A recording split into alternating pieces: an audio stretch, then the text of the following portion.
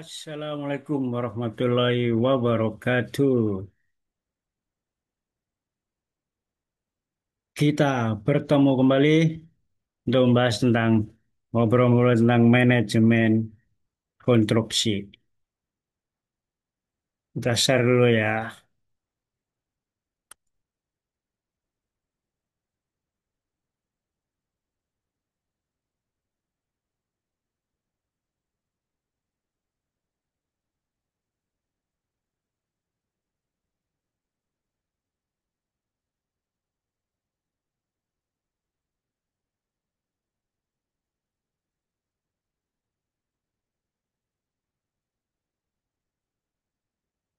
Oke, kita akan bahas seterusnya selanjutnya tentang manajemen konstruksi. Kemarin kita sudah membahas tentang manajemen scope, sebelumnya manajemen integrasi, manajemen scope, dan saat ini kita akan bahas berikutnya. Ini CV saya, dilanjut saja. Aduh, masih nomor teleponnya masih salah ya. Baik, ini lewatkan aja. Kita akan tentang bahas jadwal pelaksanaan pekerjaan. Ini saya ambil dari beberapa naskah PO dan juga PowerPoint dari tadi itu, Pak, yang dari. Jadi perubahan paradigma proyek saat ini, gitu. Ya, kontraktor itu adalah tahunya biayanya turun, kualitas tapi naik tepat waktu. Quality up, cost down, on time gitu. Cheaper, better, faster. Itulah dari paradigma para kontraktor. Kalau owner sama konsultan itu sesuai biaya, mutu, dan waktu BMW ya, yaitu quality time, cost, quality, and time.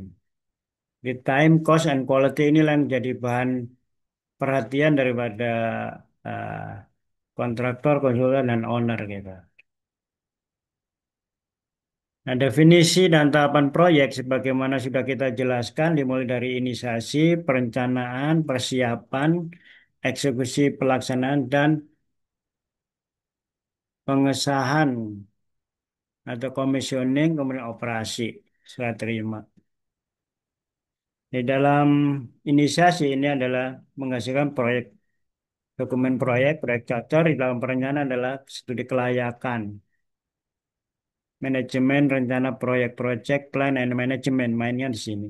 Untuk persiapan ada dokumen tender. Waktu pelaksanaan adalah Project Execution Plan. Di sini kontraktor yang bermain.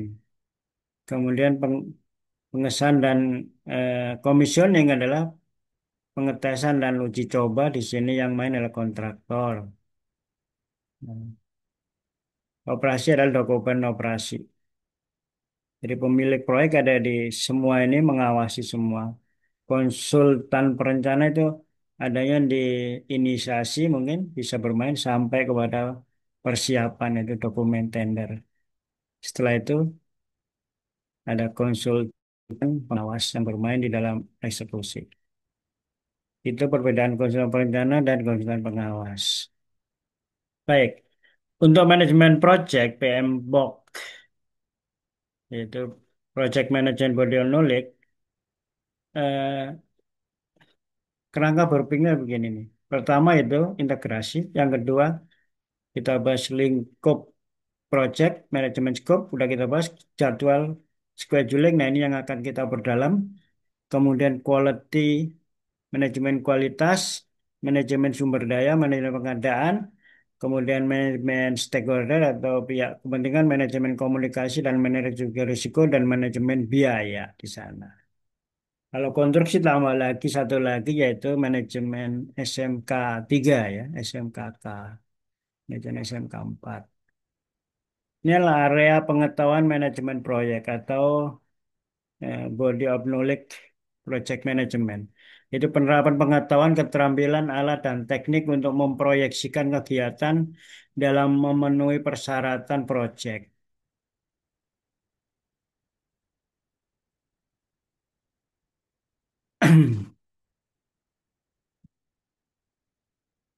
Permintaan atau kebutuhan pemangku kepentingan dan kebutuhan akan persyaratan hukum dan sosial itulah yang dimaksud dengan persyaratan proyek.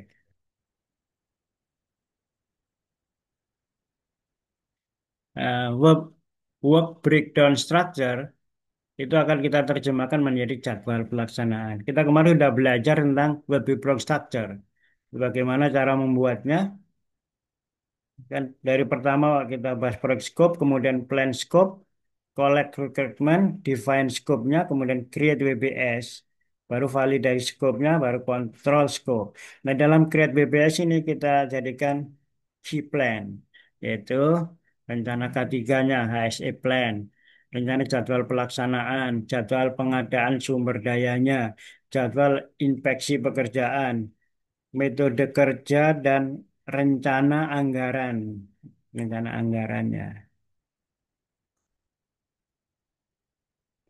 Metode kerja, rencana anggaran, biaya, dan sebagainya di sini. Jadi setelah kita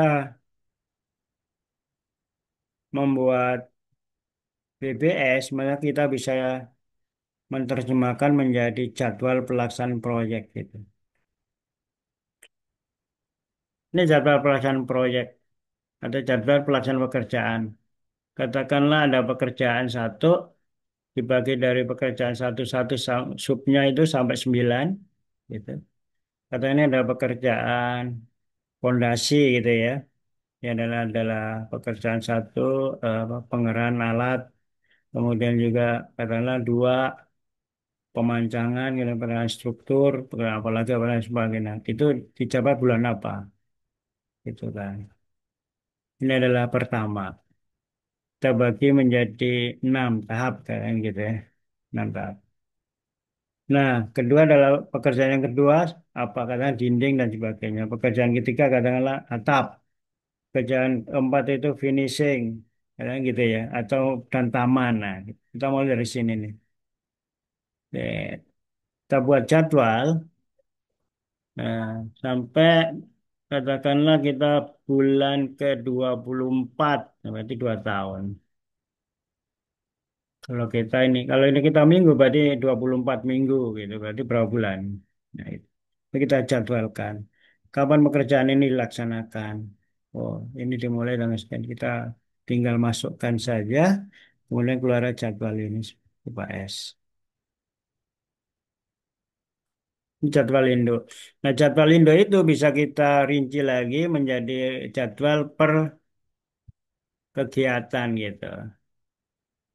Adalah untuk pekerjaan satu tadi kan ada sampai pekerjaan sub satu satu, satu dua, satu tiga, satu sampai 19. Nah ini, yang ini bisa kita membuatkan jadwal terinci kembali. Pekerjaan kedua juga bisa kita buat untuk pekerjaan satu-satu walaupun tetap mengacu pada jadwal Indo, tetapi untuk pekerjaan masih bisa kita rinci lagi di mana pekerjaan dua satu itu mungkin ada 21A, 2.1B, 21.1C gitu. Dan pekerjaan 2.2 ada 2.2A, 2.2B, 2.2 dan sebagainya, sebagainya. Itu akan kelihatan di sana lebih rinci. Nah, adakah deviasinya dan sebagainya dan sebagainya.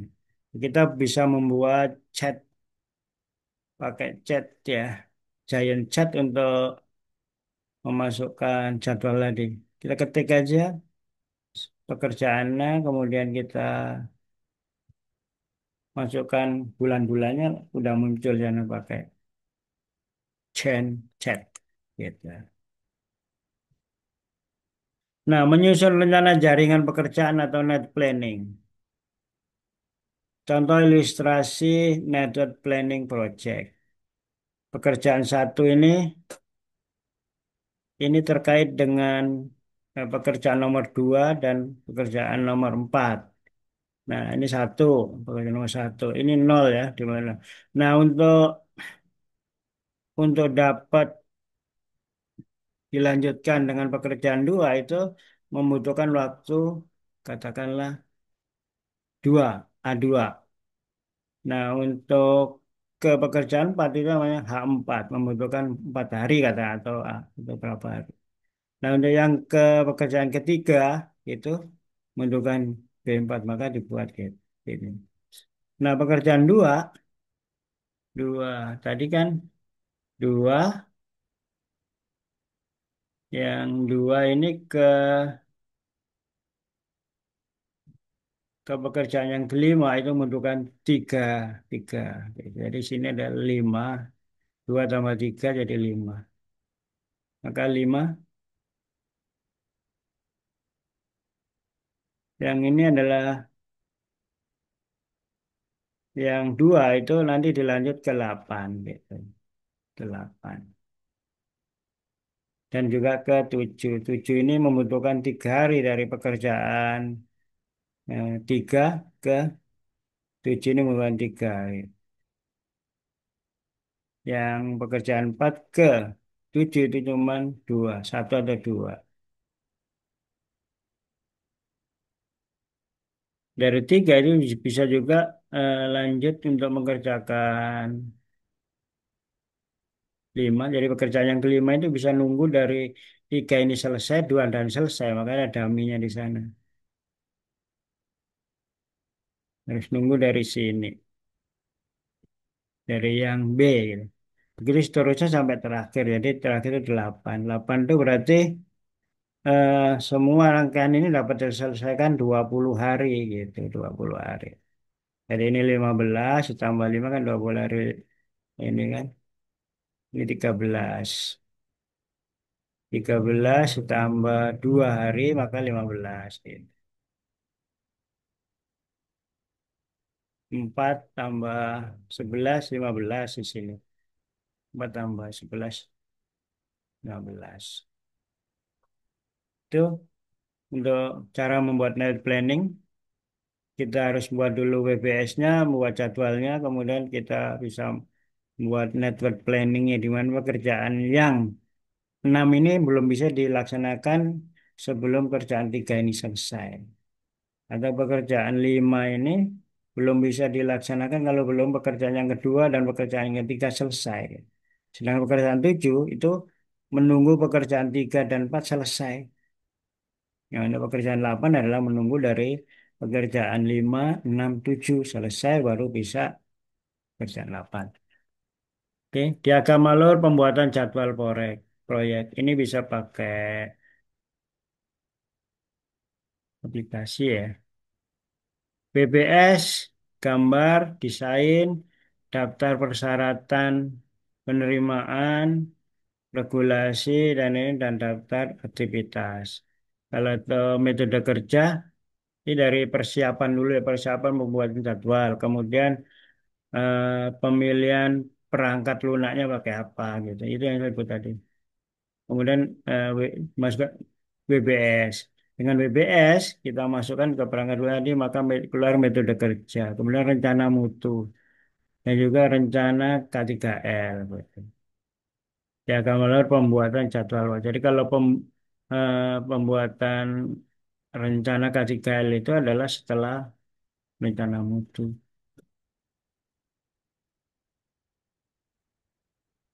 Turunan jadwal induk pelaksanaan proyek.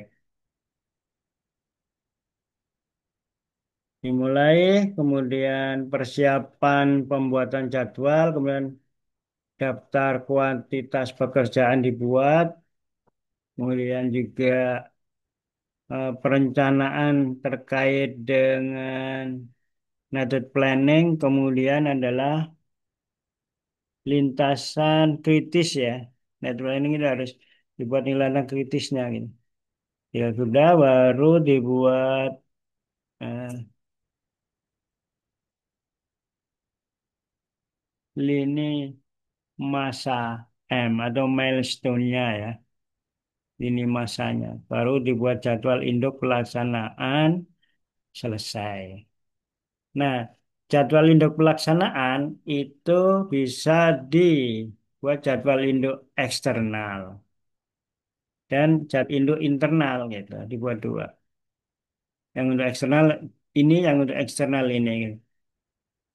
Bisa juga bawahnya adalah untuk jadwal Indo internal itu dibuat lebih detail ya.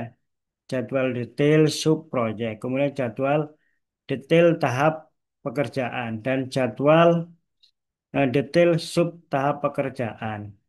Jadi kalau yang eksternal dibuat aja agak global, tapi kalau yang Indo dibuat agak, yang Indo internal dibuat lebih detail. Tahapan-tahapan kan juga lebih detail gitu. Nah, di sana kita akan buat jadwal penyiapan gambar kerja.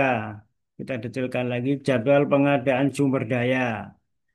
Jadwal inspeksi mutu dan ketiga serta rencana arus kas kita buat juga. Itu untuk jadwal internal. Kalau eksternal nggak usah dikasih yang sedetail ini ya, sedetail jadwal Indo internal. Manajemen jadwal proyek menurut PMBOK ada proses perencanaan, mengorganisir dan mengelola waktu serta sumber daya yang diperlukan untuk menyelesaikan satu proyek. Jadi jadwal proyek itu adalah mengorganisir gitu dan juga mengelola waktu serta sumber daya lainnya, dibuatkan jadwal supaya untuk menyelesaikan pekerjaan kapan selesainya, dimulai kapan. Dan kapan pekerjaan A, kapan pekerjaan B, kapan pekerjaan C, dan sebagainya. Tentunya kalau PMBOK kan dimulai dari integrasi ya, integrasi. Ya. Setelah ada proyek, kita integrasikan nih, kita pelajari. Kemudian kita buat lingkup skopnya, seberapa lingkup skopnya. Kita harus banyak diskusi dengan pimpinan, dengan owner, dengan sebagainya lingkupnya. Kemudian baru bisa kita buat define scope, WBS, baru kita buat jadwal, gitu, jadwal. Setelah jadwal, ya kita minit kuantitasnya, kualitasnya, manajemen kualitas kita perhatikan. Dan kita kerahkan kan sumber daya ya untuk menyelesaikan proyek itu. Ya kita minit sumber dayanya, dananya, orangnya, subkonnya, kemudian materialnya, peralatannya, semua harus kita minit sumber daya itu. Kita kelola ya, sumber daya project. Kemudian pengadaan, procurement, bagaimana pengadaannya, pengadaan SDM-nya, subkonnya itu kita perlu subkon nggak, apalagi dari kita sendiri, atau kita minta dari kata orang lain, ya gitu ya, perusahaan lain. Begitu juga peralatan apa sewa dari perusahaan lain, atau pemancangan kita subkonkan kepada kontraktor yang khusus untuk katakanlah pondasi gitu. Begitu juga untuk ke beton, apakah betonnya kita adakan dari Wika Beton atau dari PP Beton dan sebagainya yang khusus menangani beton kita subkan. Baru kita komunikasikan, manajemen komunikasikan. Kita juga pelajari atau manage adalah eh, para pihak-pihak yang berkepentingan dengan berkolaborasi, dengan komunikasi yang baik dengan pihak-pihak yang berkepentingan, yaitu dalam rangka menjaga kepercayaan dan menjaga juga apa itu kelangsungan proyek itu gitu. Jika komunikasi kita tidak bagus dan terjadi salah pengertian terkait proyek itu dengan pihak kepentingan, ya, dengan owner atau dengan eksternal, itu akan menghambat kepada proyek itu dan akan mengibatkan resiko proyek itu. Maka dari itu kita harus memanage resiko itu. Kita identifikasi bahayanya, maunya ini apa. Kemudian eh, pekerjaan apa aja yang beresiko. Katakanlah semua ini beresiko tentang ini, tapi pekerjaan ini resiko mana? Untuk pekerjaan atap resikonya di ketinggian bagaimana? Antisipasinya apa? Kita belikan alat tidak. Kemudian kita rekrut SDM-nya seperti apa untuk ketinggian dan sebagainya. Baru kita atur biayanya. Oh ini biayanya mah, wah terlalu tinggi biayanya, tambahin kita ya. Gitu.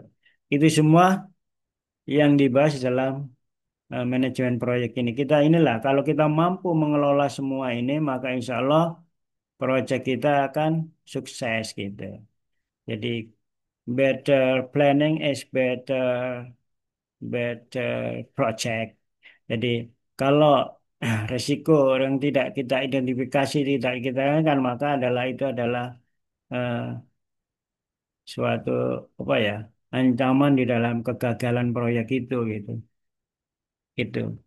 Nah untuk proyek schedule management project schedule management, yaitu yang nomor 3 itu, kita mulai dari plan schedule management dulu. Nah, kita manage rencana pembuatan schedule. Di dalam pembuatan schedule, itu pun harus direncanakan dan di minute gitu kan. Kemudian juga ada hmm, define activity. Jadi kita rinci, kita definisikan, kita apa ya, pecah-pecah beberapa aktivitas-aktivitas itu. Setelah itu kita sequence activity, activity yang yang A terkait yang B, C terkait dan sebagainya. Kita sampai sejauh mana, seluas apa gitu, itu kita pelajari semua. Baru kita estimasi activity durationnya. Katakanlah untuk pondasi berapa, untuk pemanjangan berapa, untuk pemasangan struktur berapa, pemasangan atap berapa, estimasi waktunya. Baru kita bisa membuat jadwal. Kalau belum itu ya belum. Baru kita buat develop pengembangan schedule-nya gitu kan. Baru kita kontrol setelah jadi schedule kita kontrol. Jadi schedule atau jadwal proyek itu untuk mengontrol pekerjaan proyek itu bisa kita pantau sejak dari awal perkembangannya gitu kan, progresnya atau kendala-kendalanya apa ada deviasi dari rencana di sejak awal udah bisa kelihatan sehingga dapat segera kita atasi atau segera kita carikan solusi. Di manajemen jadwal proyek yaitu ada grup ya. Grupnya ada grup inisiasi, kemudian perencanaan planning, ada pelaksanaan atau executing adalah pemantauan dan pengendalian atau monitoring dan penutupan. Ini adalah aktivitas berdasarkan grup ya. Grup inisiasi ada satu, dua, tiga, empat, lima gitu. Nah, di dalam prosesnya, untuk proses maka di dalam inisiasi itu ada manajemen jadwal rencana ya. Dalam perencanaan planning itu mulai ada menentukan aktivitas, membuat urutan aktivitas, estimasi durasi tadi, mengembangkan jadwal dan mengendalikan jadwal. Ini yang kita sampaikan sebelumnya tadi. Kegiatannya apa untuk manajemen jadwal rencana yaitu mendokumentasikan bagaimana jadwal akan dikembangkan dan dikontrol. Dalam tahap perencanaan itu menentukan aktivitas tadi dan juga lainnya tadi. Kalau untuk menentukan aktivitas adalah apa kegiatannya? Mengidentifikasi langkah-langkah yang diperlukan untuk menciptakan hasil akhir atau deliverable project. Nah, untuk aktivitas di dalam membuat urutan aktivitas itu adalah kegiatan mengidentifikasi hubungan atau urutan ya di antara aktivitas proyek itu. Jadi membuat urutan proyek itu yang mengidentifikasi mana yang duluan, mana yang belakangan, mana yang bisa bareng dan itu yang dibahas dalam network planning tadi. Kemudian perkiraan waktu kerja yang dibutuhkan untuk menyelesaikan aktivitas itu. Itu dinamakan estimasi durasi activity. Ya, kita tanya kalau belum pengalaman tanya kalau membuat fondasi ini sekian ini berapa ini ya berapa biasanya sekian hari tapi kalau sekian hari ini karena kondisi tanahnya seperti apa? Wah, ini agak-agak lama dikit, 10 hari. Oh, nah, itu semua kita tanyakan, kita brainstorming lah dengan tim kita, dengan eksternal, dengan ahlinya juga, atau dengan subkon dan sebagainya. Itu. Kemudian menganalisa urutan tadi untuk membuat jadwal dan membuat jadwal untuk pelaksanaan pekerjaan. Setelah diurutkan, diperkirakan estimasi, kita buat jadwalnya. Dan yang terakhir adalah aktivitas pengendalian jadwal itu adalah aktivitas pemantauan pengelolaan perubahan pada jadwal dasar kalau ada. Dokumennya untuk manajemen jadwal itu adalah kebijakan, prosedur, dokumen kontrak, regulasi. Nah, untuk manajemen jadwal rencana itu keluarannya adalah implementasinya Microsoft Project atau Primavera, Kurva S, CPM, jadwal detail, evaluasi mingguan dan bulanan, jadwal internal PS eksternal. Itulah hasil daripada kegiatan yang pertama, yaitu manajemen jadwal. Untuk kegiatan menentukan aktivitas, Dan kegiatan yang lain tadi keluarannya adalah daftar kuantitas pekerjaan, bill of queue yang terbaru gitu. Daftar item pekerjaan utama, tambahan, non syarat dan metode kerja. Untuk membuat aktivitas mengidentifikasi hubungan tadi antara aktivitas proyek itu keluarnya draft network plan dan daftar kebutuhan sumber daya. Yang nomor 4, estimasi durasi aktivitas itu keluarannya adalah timeline atau milestone ya, lini waktu, lini masa timeline pekerjaan. Draft network planning, draft lintasan kritis, daftar asumsi produktivitas sumber daya. Yang kelima, mengembangkan jadwal, keluarnya adalah network planning, kurva S, Gantt chart atau bar chart, lintasan kritis, lini masa, dan milestone. Sedangkan untuk pengendalian jadwal, keluarnya adalah evaluasi jadwal, revisi jadwal induk proyek, kebijakan perencanaan, keputusan perubahan, dan manajemen pengetahuan. Jadi, mengendalikan jadwal proyek itu adalah suatu aktivitas di dalam pekerjaan seorang manajer ya, sebagaimana saya sampaikan tadi. Project schedule management itu kan dari mulai plan schedule, manajemen, define activity, kita ulang lagi, jangan lupa ya, define activity, kemudian estimasi activity duration, kemudian deliverable apa, develop schedule, kemudian control schedule. Jadi aktivitasnya adalah evaluasi kemajuan pekerjaan dalam pengendalian jadwal proyek ini. Aktivitasnya adalah mengevaluasi kemajuan pekerjaan dan revisi jadwal induk proyek kalau perlu. Kemudian metodenya ada bisa langsung RI, VEVS, RAR atau menggunakan diagram Moore.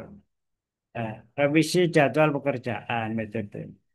Tindak lanjut adalah membuat keputusan tindakan perbaikan data, informasi, keputusan di perubahan metode kerja sumber daya. Strateginya membuat jadwal internal, ada durasi percepatan. Semua jadwal pelaksanaan pekerjaan mengacu pada jadwal internal. Memulai pekerjaan lebih awal, mengendalikan produktivitas, dan mengevaluasi aktivitas metode kerja, implementasi lean contraction ya. Lean contraction dari evaluasi aktivitas metode kerja tadi. Itulah kegiatan di dalam mengendalikan jadwal proyek. Ini dalam tayangan adalah contoh kita ada jadwal proyek ya bagaimana kita cara mengendalikannya. Katakanlah yang merah itu ada rencana, yang biru adalah realisasi. Berarti ada deviasi gitu kan. Sehingga perlu nanti dipercepat agar eh, kurvanya tidak begitu melebar ya. Oke. Revisi, maaf. Ini adalah presentasi bulanan, rencana awal gitu dan realisasi. Rencana RA, kemudian RI ada realisasi. Yang biru itu realisasi. Kadang-kadang realisasi bisa lebih tinggi di saat-saat tertentu, tapi saat tertentu ada bisa lebih rendah. Kenapa? Ya kan tergantung daripada pengiriman material, kondisi cuaca, kemudian kondisi proyek itu gitu. Nah, kondisi lainnya kan, SDM atau pembayaran atau sumber dana gitu. Itu semua akan mempengaruhi dalam realisasi proyek. Deviasi RA dan RI prestasi bulanan ini kalau ini adalah per bulan kita lihat deviasinya per bulan dan semua proyek kadang gitu ya. Ini jadwal eksternal dan internal.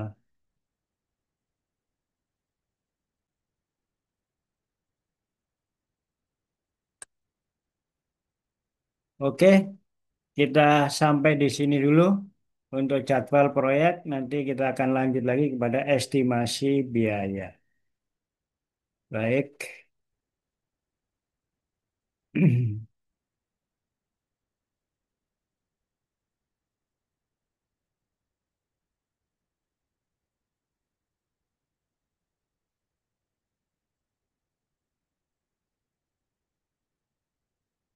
Saya akhiri ya, kalau nggak ada pertanyaan, itulah aktivitas dan teknis cara membuat jadwal proyek, di mana jadwal proyek itu jadwal pelaksanaan, nah jadwal internal, jadwal eksternal. Nah, jadwal itu dibuat internal yang lebih detail, dan jadwal itu gunanya untuk apa ya, mengontrol kemajuan proyek itu, progres itu. Oke. Dari saya demikian. Wassalamualaikum warahmatullahi wabarakatuh. Salam jumpa kembali.